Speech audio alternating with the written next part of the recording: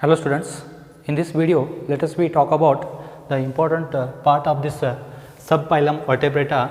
So as per the hierarchy, so we can see subphylum, it is actually phylum Chordata, subphylum Vertebrata, division Gnatha Stomata. There was another division, so we have studied Agnatha, right. So in that Cyclostomata we have studied, right. So next superclass Pisces. So this is what we are going to study now, the superclass Pisces. So these are exclusively marine, what you call aquatic. These are the aquatic, right? Either maybe marine or freshwater. So Pisces.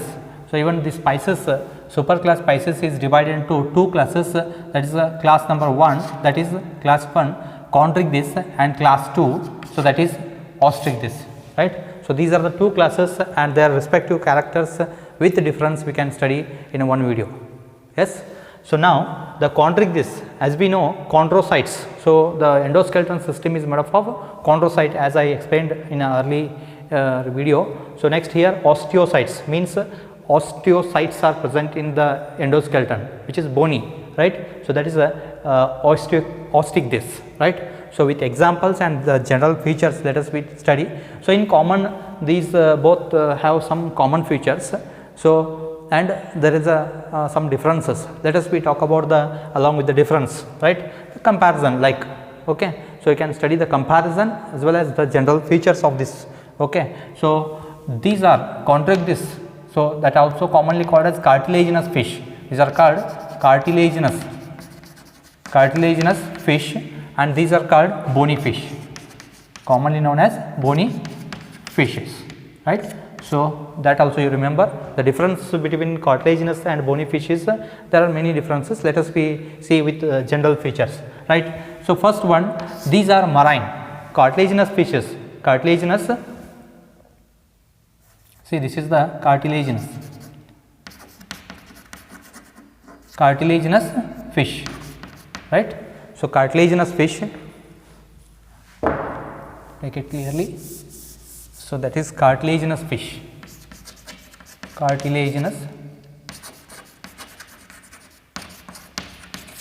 right, commonly known as cartilaginous fish for Chondrichthyes and bony fishes for Ostricthyes, right. So now these are cartilaginous fish are considered as marine. They are found in ocean or sea, right, marine water, salt water, right. So then these Ostricthyes species, some are found in fresh water, and some are in marine water. For example, fresh water, even rearing of fish, fishery culture, right, fisheries we can say. So that is the usually they are using freshwater forms. So that is you can take the example of freshwater rohu, labio rohita. What do you call labio? Labio is one of the best example for rearing. And katla, what do you call katla, right. So katla fish is also there, katla, like many are there, right. So this is what rohu, katla are the examples for the freshwater forms. And for marine water, so you can take Exocetus and seahorse. There are many are there. So Exocetus means even flying fish, we also call it as flying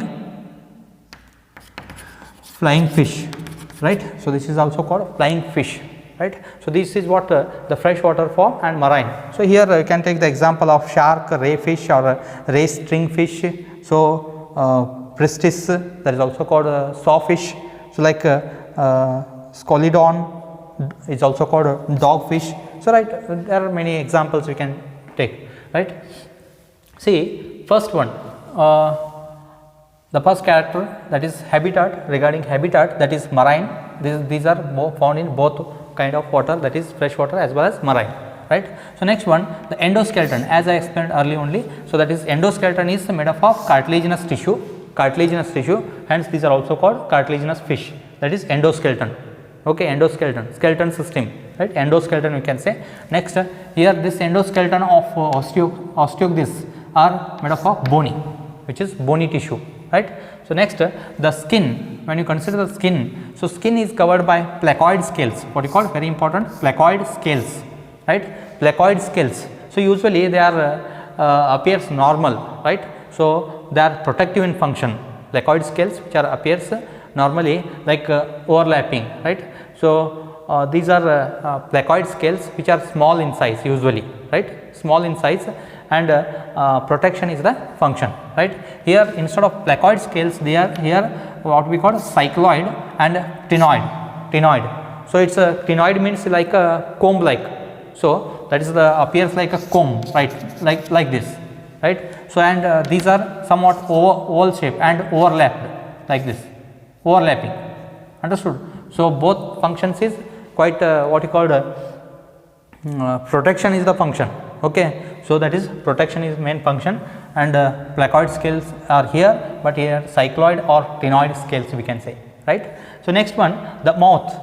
So the mouth and nostril, very important to identify the whether it is cartilaginous, bony, or as cartilaginous. Which fish? By this also we can identify by observing this morphological character, that is mouth and nostrils, mouth and nostrils.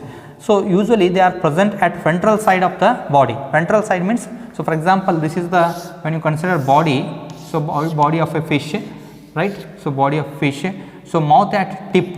So if it is present at the tip, so what we call that is the terminal. Sometimes what happens in some other cases, in some other fishes, so mouth is here, right, mouth is at the ventral side, nostril is also at ventral, and mouth is here, right. So this is what we observed here, that is in a cartilaginous fish, mouth is at a ventral side, mouth and nostrils, both nostrils, which is the opening nozzle, what we call nose opening, that is nostril. Yes, there are two nostrils are there, a pair of nostrils, and jaws are present here, that is what we call it as a gnathostomata, presence of jaws. But if the jaws are present at the terminal, so that is identified as osteichthyes, that is bony fish, and the if nostrils and mouth is present, so which are present at the ventral side, this is the surface, we call it as ventral side, this is dorsal, this is ventral, this is anterior, and this is posterior in this way, and this is what we call streamlined body is there, that is lateral side, right. So usually both we observe as streamlined body. Streamlined means it's a elongated body, right. So sometimes usually it is in maximum cases what we observed, that is a dorsoventrally compressed body. Dorsoventrally compressed means it is dorsal side and ventral side dorsoventrally compressed, which we observed in chondrichthyes. In case of osteichthyes, laterally compressed body, which we observed, that is also one of the difference, right. So next, there is a presence of 5 to 7 pairs, presence of 5 to 7 pairs of gill slits, right, gill slits, right, for the respiration gill slits are there. So that is 5 to 7 pairs, and which are said to be naked because which is not covered by operculum, it's a gill covering, we also call it as a gill covering. So this gill covering is called operculum. What you call operculum? For example, here there are openings, what we call there are 5 to both side, left and right side. So at the pharyngeal region, so there is openings, okay, cuts like structures which we observed, which are appeared externally only. So that is what 5 to 7 pairs are there, which are called gill slits, naked gill slits, because which is not covered with which is not covered by operculum. That's what without operculum, gill slits without operculum, right. So here a 4 pairs, see 4 pairs are only present, 4 pairs with operculum, which is covered by operculum, right. So these are covered, right. So like this, so there is a covering, there is external appearance is not there, this is what we call operculum, right. So this is the 4 pairs are present and operculum is present. So here 5 to 7 pairs with in different examples we can take 5 to 7 pairs are there. So in cyclostomata more than 5 pairs it was, right. So 5 to 7 pairs of gill slits are present without operculum, you remember. Next, here the caudal pin. So here locomotion is done by pins. In both cases locomotion is by pins. So pins are of two types, one is paired and another one is unpaired, right, paired and unpaired. Paired pins means they are in two number, right and left, right. So unpaired means they are in single, right. So caudal pin, for example, caudal pin means this one. This is the caudal pin, right. So that is caudal pin is a single pin, and even dorsal pin, this is the dorsal pin, this is the pelvic pin, okay, pectoral pin. Understood? In this way we will name that accordingly where they are present. Based on that we will use the terms, that is the paired means they are in two number, right and left, right. So unpaired means single, which are in single, right. Caudal pin is an example for single. So here what we observed, the caudal pin is heterocercal. Heterocercal means, so usually homocercal, heterocercal means the caudal pin is like this. See, homocercal means actually that is with the same divisions we observed, means it is a structural difference is observed, that is heterocercal. And here in case of heterocercal means that is not uniform, which is not uniform, it may be like this, one is small and one is large, like that. The difference which we observed, that is heterocercal and homocercal. So in if you observe the different fishes, we can understand this one, heterocercal and homocercal, right. There is a difference which we observed, right. That is one of the important difference we can say. And next, alimentary canal. Alimentary canal ends with cloacal aperture, and here it is anus. So what is the difference? Cloacal aperture means usually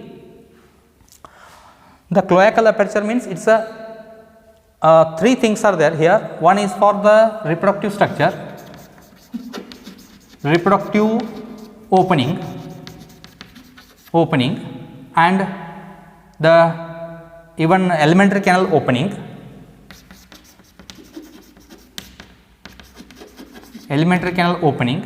and even excretory opening. All these three together in a one opening, that is called cloacal aperture. This opening can perform both even for the reproduction or what you call anal function and excretory function, even defecation we call defecation, right. So undigested food is released out from the body, that is what egestion process, which is also done by this one, and even excretion, as you know, excretion, urethra is also opened there, and even reproductive, that is what you call reproductive opening. All three are opened into this aperture opening called cloaca. What we call cloaca, you refer it as cloaca, right. This is the opening called cloaca. So which has three things there, you can observe it, right. Here anus is there, separate anus will be present, right. Next one, the air bladders are absent here, air bladders are absent here, air bladders are present. So due to absence of air bladders, they are usually to avoid the sinkage. So because they are in marine form and they are always in swimming, they are in locomotion, okay, they will not stand somewhere, right. So this is what the air bladders are present, absent here, and here it is present, right. So means they can use the air bladders, so and they can stand, okay. So that's what without swimming also they can stand for long time, right. So that is what air bladders are present in the bony fish. Here it is air bladders are absent. Next one, the males, here in both side males, there is a presence of a pair of claspers. What you call claspers? These are the reproductive structures which are helps in mating process, right. So claspers are there because sexes are separate, male and female are different animals. So that is what in male there is a pair of claspers, anatomical structures, these are which are helps in the mating process, right.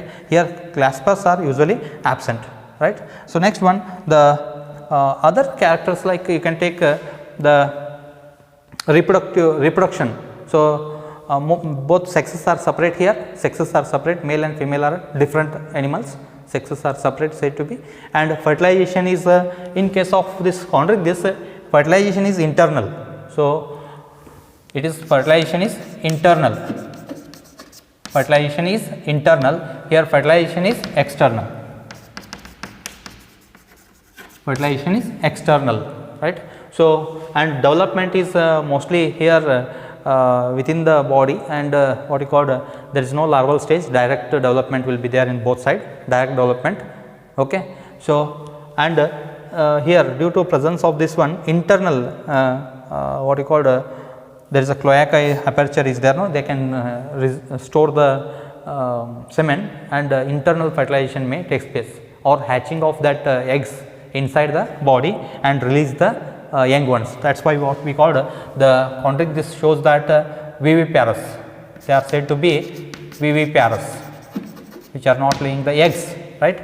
So, these are oviparous, these are oviparous, right. So, egg laying, somewhere they will lay the eggs, right. So, here these are not egg laying, they are giving birth to the young ones, but they are also producing eggs, but they can hatch that what you call eggs after fertilization in the body only, inside the body only, in the cloacal aperture what we call, no. So, where the young ones are released from the cloacal aperture. So, that is why we call it as viviparous, right, viviparous. So, these are oviparous, you remember, and so here fertilization as I explained. So, this is the fertilization is internal here, it is a external fertilization, right. So, many other features also there. So, let us you try to differentiate this one, and when you observe these animals, what you call streamlined body is there, of course streamlined, they are exclusively aquatic animals, and in common all what you call common features, common general features, these are usually somewhat parasitic, we can what you call predaceous pattern of food. So, predaceous means they are capturing other foods. Okay. Some small fishes of this one may depends on the phytoplanktons, okay, herbaceous or carnivorous. So, shark is carnivorous fish, right. So, food habitat is different, right. So, and one more thing we should understand here, these are also called poikilothermic animals because they are cold blooded, poikilothermic.